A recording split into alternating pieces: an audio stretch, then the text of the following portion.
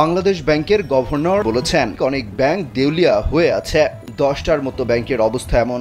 সম্মানিত ভিউয়ার, আপনারা স্ক্রিনে দেখতে পাচ্ছেন দি বিজনেস স্ট্যান্ডার্ড পত্রিকার একটি গুরুত্বপূর্ণ সংবাদ।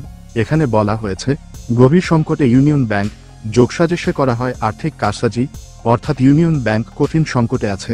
এই পত্রিকার আর্টিকেল কি বলছে, চলুন বিস্তারিতভাবে জেনে নিই।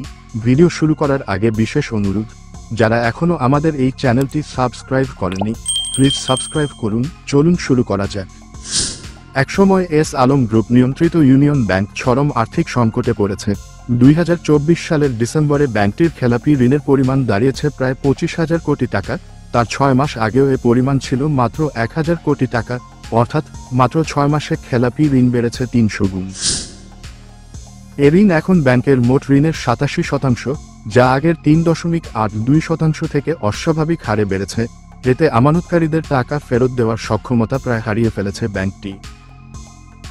2013 সালে রাজনৈতিক প্রভাবের মাধ্যমে লাইসেন্স পাওয়া ইউনিয়ন ব্যাংক গত 1 দশক ধরে প্রকৃত অবস্থার চেয়ে ভালো ছবি দেখাতে মন্দ ঋণ গোপন রেখেছিল।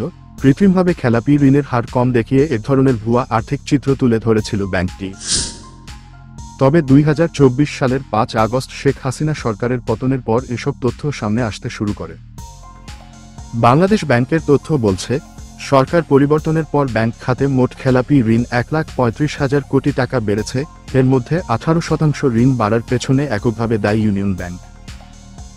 ফলে ব্যাংকটির 14,000 কোটি টাকার প্রভিশন ঘাটতি তৈরি হয়েছে এবং মূলধন উল্লেখযোগ্যভাবে ক্ষয় হয়েছে। বাধ্য হয়ে ব্যাংকটি কেন্দ্রীয় ব্যাংকের কাছ থেকে ঋণ নিতে শুরু করে।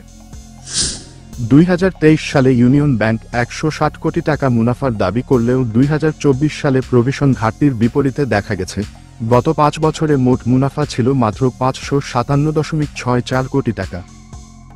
এতে ধারণা করা হচ্ছে, আগের মুনাফার এই হিসাব সম্ভবত মন্দ ঋণ আড়াল করে দেখানো হয়েছিল।